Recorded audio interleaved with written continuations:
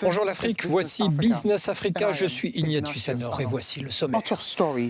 Alors que des alternatives écologiques deviennent l'avenir de l'industrie automobile, une start-up locale au Ghana fournit une plateforme pour des femmes ingénieurs dans un secteur dominé par les hommes.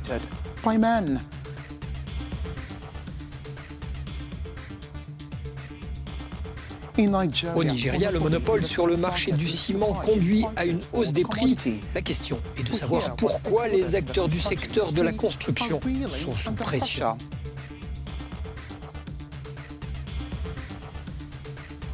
Et enfin, 47 pays africains devraient connaître un rebond économique en 2021. Le Congo, la Guinée équatoriale et le Soudan du Sud, à l'inverse, seront en récession. Détail, c'est maintenant.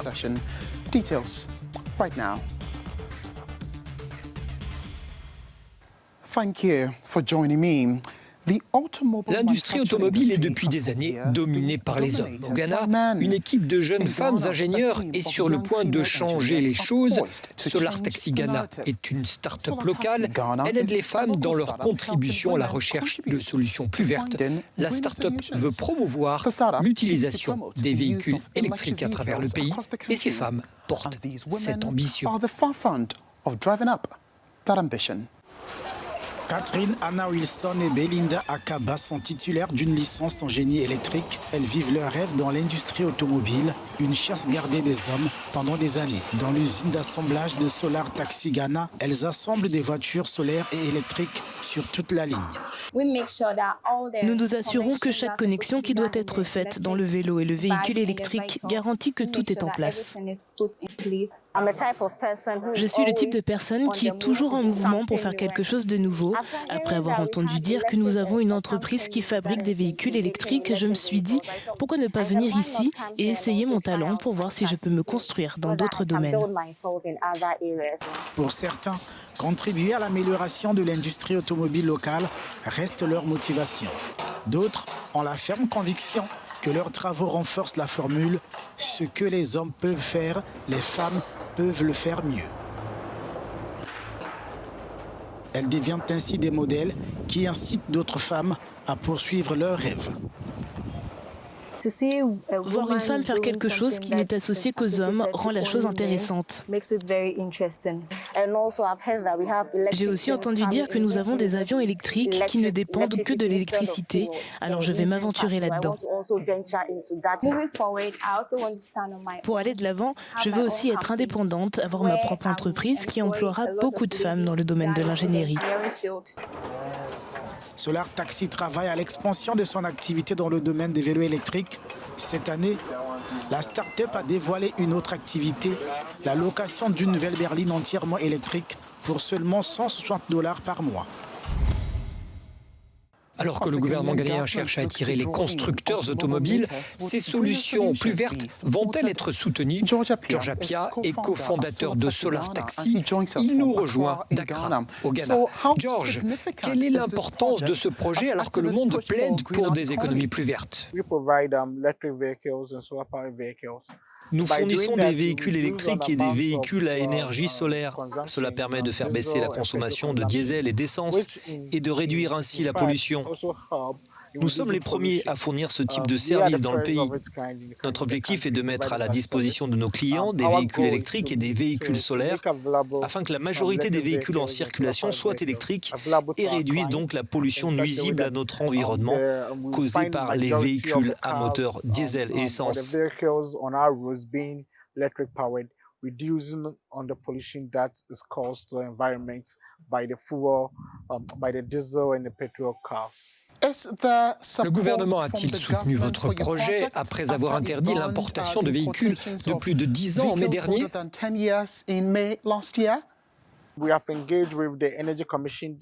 Nous avons fait appel à la Commission de l'énergie.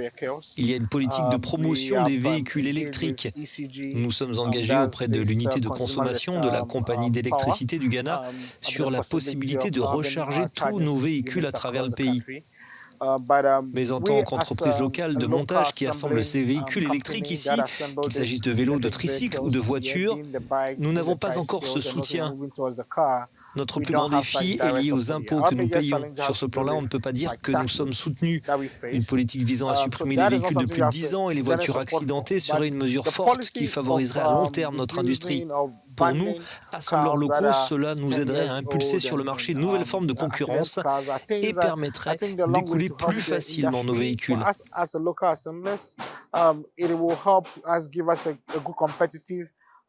Edge in the market where our new cars that we assemble can easily be bought. George, avec une équipe d'ingénieurs entièrement féminine dans un domaine dominé par les hommes, quel est le message adressé aux entrepreneurs en Afrique? Si les femmes sont compétentes et peuvent faire le job, alors il n'y a pas besoin de se demander si on doit faire appel ou non à leurs services. Si cette industrie a pu être autant dominée par les hommes, pourquoi ne serait-elle pas dominée aujourd'hui par les femmes? Notre volonté est de placer tout le monde sur un pied d'égalité. Nous souhaitons donner une chance à des personnes qualifiées sans faire de différence entre les sexes. En procédant ainsi, on assure une équité dans notre recrutement et aujourd'hui, beaucoup de femmes font partie du projet. Nous avons un programme spécifique, comme une académie d'ingénieurs 100% féminine. Au sein de celle-ci, nous les formons à l'assemblage de véhicules électriques, qu'il s'agisse de voitures, de motos ou de tricycles. Nous avons également une école de conduite qui leur est réservée. Cela permet de renforcer la présence féminine. C'est une manière de leur donner du pouvoir et d'offrir enfin de la diversité dans cette industrie. George Appiah est cofondateur de Solar Taxi Ghana. Il nous parlait d'Accra au Ghana. Vous regardez Business Africa. Nous reviendrons juste après cette pause.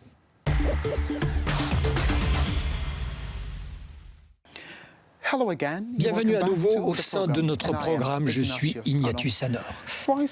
La hausse du prix du ciment affecte l'industrie de la construction au Nigeria. Le prix d'un sac de 50 kg a presque doublé au cours des 2 derniers mois. Les ingénieurs blâment le monopole du marché. Actuellement, il existe 2 grands producteurs de ciment dans le pays.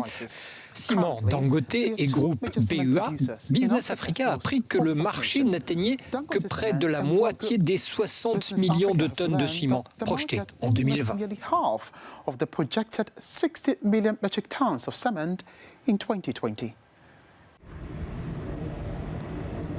C'est une tendance depuis 2 mois. Le prix du ciment a presque doublé au Nigeria. Un sac standard de 50 kg est passé en quelques semaines de 5 à 10 $. Pour les experts du marché du bâtiment, cette explosion des tarifs est liée au problème de monopole dans le secteur. Les effets sont assez complexes parce qu'ils touchent tous les aspects de l'industrie de la construction dans le pays. Cette flambée des prix à tous les niveaux est très inquiétante.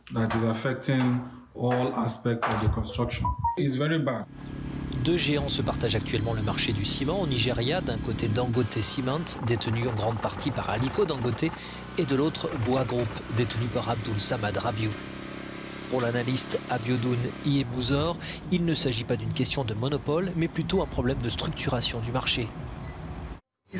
On ne peut pas parler de monopole sur ce marché car il existe quand même une concurrence. Mais comme c'est le cas dans un système capitaliste, cette concurrence favorise malgré tout une forme de monopole entre quelques entreprises.